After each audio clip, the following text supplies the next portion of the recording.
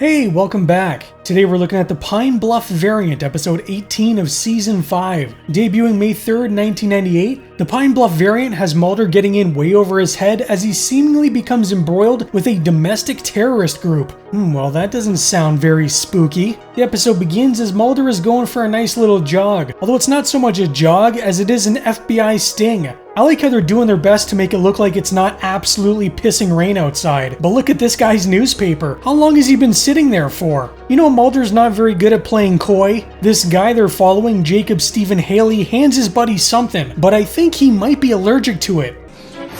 It's eating away his flesh.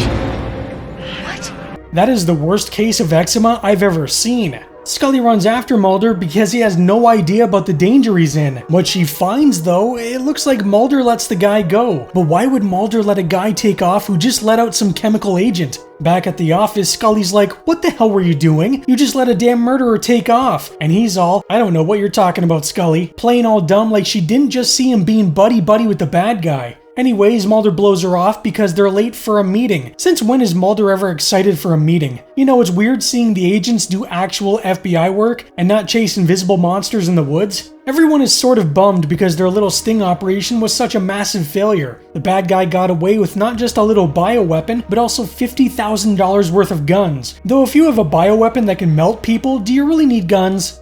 Anybody care to tell me how this guy Haley eluded us?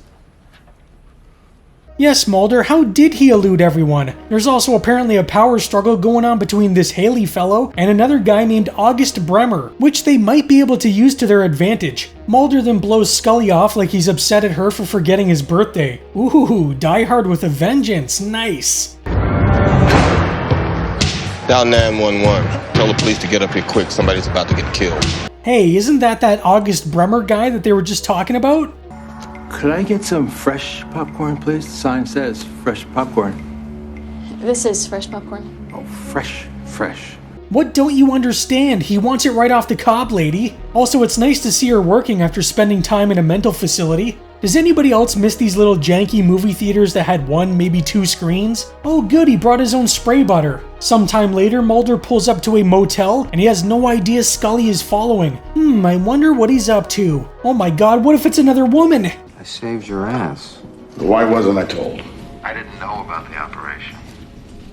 It was your operation. So he turned down joining with the syndicate to join up with a random group of domestic terrorists? Mulder, you've chosen poorly. A couple knuckleheads are waiting for their little friend to sneak them inside the theater, but become impatient and do it themselves. Hey, man.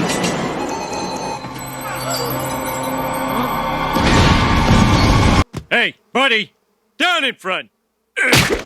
Are we sure they were watching Die Hard and not The Blob? Scully watches as Mulder is picked up by someone, but this isn't exactly the first time she's seen Mulder in the car with a bad guy. Though to be fair, she was sort of insane last time. I told you, Mom. He's here to kill me. Scully follows the car until she's stopped by some guys. I don't know how it always happens, but Scully is once again in trouble for something Mulder has done. Agent Scully, take a seat. What the hell is going on? I would like to know the exact same thing. Well, it turns out Mulder is very deep undercover. So deep that only a handful of people know what's really going on. I think it's kind of weird that Scully of all people wasn't let in on what they were doing. I mean, Mulder was acting kind of sketchy and Scully knew it. Had she been told what was happening from the get-go, she could have played along and acted like nothing was happening. Apparently, Mulder wasn't chosen because he's such a loyal agent. He was chosen by the bad guys themselves because of his disdain for the government, which is bullshit. Because if that's all it takes, then why haven't I gotten a call? Anyways, Mulder's brought to a very sketchy place, and honestly, this looks like the beginnings of a cartel beheading video. I told you on the phone. I was set up. I'm telling the truth. Wait.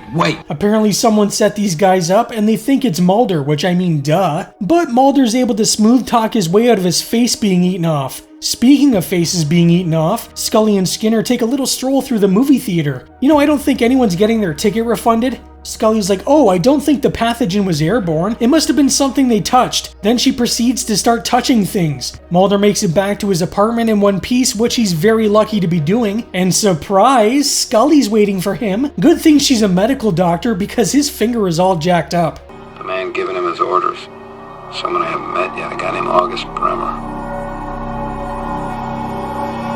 With the amount of times Mulder's been spied on, you'd think he'd be a little more careful about these things. Mulder makes his way back to Skinner and what's-his-face to tell the men they're planning on hitting a bank, which seems kinda tame considering all the hell they just put Mulder through. Why have a crazy bioweapon if all you really want is a little cash? Speaking of the bioweapon, it appears to be a very lethal form of strep, so next time you have a sore throat, be careful because your face might start melting. This strep also only seems to activate when it touches skin, but luckily for Scully, it was not detected on the ticket stub. Mulder meets with his little buddies to hand them over some files. Unfortunately for Mulder, they're not exactly done with him yet, and it looks like he's going for another little blindfolded adventure. Mulder, just use what you learned from Marty and see through the eyes of the killer. Now, CIA intelligence suggested that this biotoxin was stolen from the Russians. Scully calls up Skinner to let him know that she thinks this bioweapon was created in secret by the United States and not the Russians. Oh, Scully and your crazy conspiracy theories. That is a lot of weapons for a little bank heist. Bremer's a little upset because of Mulder's involvement. I mean, he should be since he knows what's going on. You're a believer? I have my beliefs. Oh, he has beliefs alright. I just don't know if they align with yours. You're Dracula. Oh, cool, can I be Gilman? Scully wakes up from her little cat nap and it suddenly dawns on her. The money! Whatever that means. Mulder and the rest of the Universal monsters pull up to the bank, and things go a little sideways when one of the workers decides to press the alarm. The guy is shot, but the others expect Mulder to finish him off. This basically puts him in a very tricky position. If he doesn't shoot the guy, then he gets called out. If he does, then the blood of an innocent man is on his hands. Thankfully, Demon Guy does it for him, claiming the weapon is traceable. But why would bad guys buy traceable weapons? In the meantime, all the money is being sprayed with that lovely bioweapon. So it wasn't just a simple bank robbery. They were looking to take out potentially thousands of people. However, once the first person got their hands on it, they would have died fairly quickly just like the others. So I don't know how many people would have actually been killed before the entire building was quarantined. Aw man, I kinda like that silly mask. The bank heist was a decoy. Holy crap, Mulder, you are a slow learner. However, it appears we have ourselves a double cross. The files Mulder gave Haley show Bremer to be the snitch, except it's actually a triple cross, because the files Mulder provided are a fake. They're testing me too. Haley's paranoid and spooked. I'm sure he's gonna kill me. That's the look of a man who knows he messed up. Scully comes in warning Skinner and this guy that Mulder's in deep doo-doo and that the money has been sprayed with the bioweapon. However, since they never put a trace on Mulder, they don't exactly know where he is or which bank they hit. So it's not exactly looking good for Haley and Mulder. Well, Mulder anyways, because Haley's allowed to take off. Mulder's brought to another area and told to get on his knees. Well, I guess this is the end of the X-Files. Except he isn't shot. Bremer instead kills the Nazi guy that broke Mulder's finger. There have been so many double and triple crosses that I just cannot keep up. He even has a getaway car ready for Mulder, but why? Just who the hell is this guy? I recognize you from the surveillance tape. Your finger. Yeah, nice try, Scully. We all know you recognized his eyes since you two always lovingly gaze at each other. Do not gaze at Scully. Of course, since this is the X-Files, there's always some nonsense going on. Turns out this whole thing was a test by the government, and Jerkface here knew it from the beginning. The money apparently shows no signs of this bioweapon, but of course, it's being held as evidence to hide the truth. It also doesn't look like Haley got very far. The Pine Bluff Variant is a solid episode, though it doesn't really feel like an X-File. It feels more like something you'd expect at a 24. There's nothing really spooky going on, though it does fit in nicely with the whole government conspiracy vibe that the show is known for. Would it really shock anyone if they found out their government were involved with biological weapons testing disguised as terrorist attacks? I mean, these days, absolutely anything is possible. I still don't get why Scully was left in the dark though. Did they think she was gonna blab about this to her local priest? Outside of Mulder, she doesn't really seem to talk to anyone except for maybe her mom, and I doubt she'd tell her mom about some secret covert operation. My favorite moment in the episode is actually the bank heist. I don't know why, but I just really like this scene and I love the cheap Halloween masks. You know, thinking about it, it probably is because of the masks. Mulder's silly Dracula mask is equal parts dumb and equal parts awesome. The episode overall does have a good mystery to it. It's hard to really say how well the whole thing works once you know what's going on, but I think the first time you watch it, it can be really suspenseful. Obviously, Mulder isn't going rogue, and obviously he isn't gonna die, but imagine if they did have Mulder side with some domestic terrorist group only months before the release of the movie. That definitely would have changed the whole scope of the film. One of the core inspirations behind the Pine Bluff variant was John le Carre's classic Cold War novel, The Spy Who Came In From the Cold, which was adapted into a 1965 film starring Richard Burton. This somber tale of espionage made a lasting impression on X-Files co-producer John Sheban. For years, he had the phrase Mulder undercover posted on his bulletin board as a reminder of a story he wanted to tell. One that placed Mulder in a morally ambiguous situation where even the audience would be unsure of his true loyalties. The show's format allowed episodes to take on different tones and genres, from comedy to horror to political thriller, and Sheban saw an opportunity to delve into a more grounded and suspense-driven narrative. By the 5th season, the timing felt right. Mulder's evolving beliefs and the growing emotional distance between him and Scully created the perfect backdrop for a story built on mistrust, secrecy, and the tension between truth and deception. One factor that made this episode especially timely was the larger narrative arc in Season 5, which played with the disconnection between Mulder and Scully. The episode capitalized on this by having Mulder's behavior raise real doubts about his intentions, not just for the audience, but for Scully herself. Sheban also updated the traditional Cold War spy formula by replacing the outdated Soviet threat with something more immediate and unsettling: the rise of domestic terrorism and militia movements throughout the United States. While not initially planned, this thematic shift gave the episode a contemporary edge, reflecting growing public anxiety in the late 1990s. To ground the episode in realism, Sheban drew from actual fears circulating at the time. Concerns about Saddam Hussein's alleged biological weapons, media panic over flesh-eating bacteria, and the existence of the Pine Bluff Arsenal in Arkansas, a real US Army installation known for its chemical weapons stockpile. These elements gave the episode an eerie plausibility that distinguished it from the more fantastical storylines. What are you saying, vampires aren't real?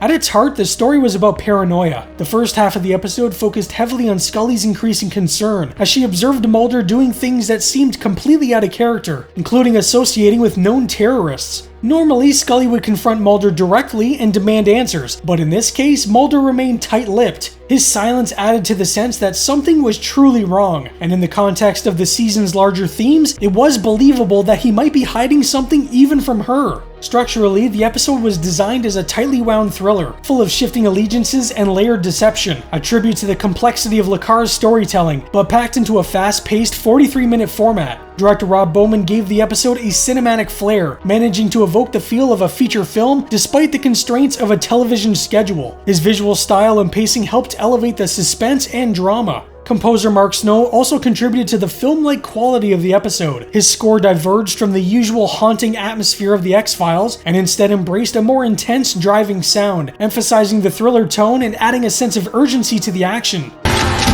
You do what I say or I'll shoot you!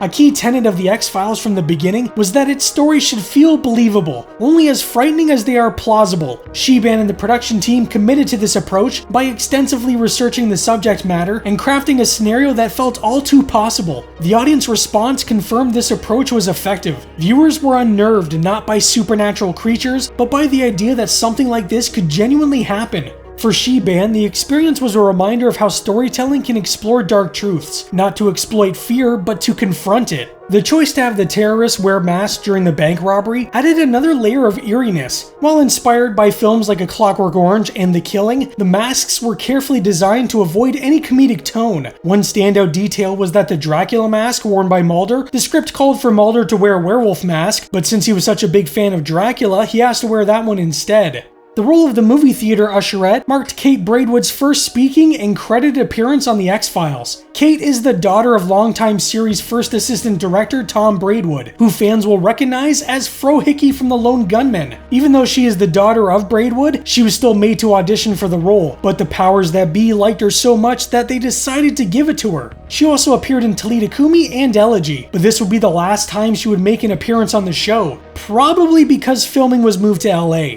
The Pine Bluff variant currently sits at 8 on IMDb. It's a pretty solid standalone episode, so I'd probably go with a 7.5, maybe 8. It's a nice change of pace and doesn't really get wrapped up in the whole mythology aspect of the show. Next up, we have a really great episode, as Mulder gets taken hostage by a man who claims a monster is turning his co-workers into zombies. In the episode, Folie à deux. So what do you think of the Pine Bluff variant? Let me know down in the comments. Anyways, that's all for today, folks. I hope you're having a great day and stay spooky.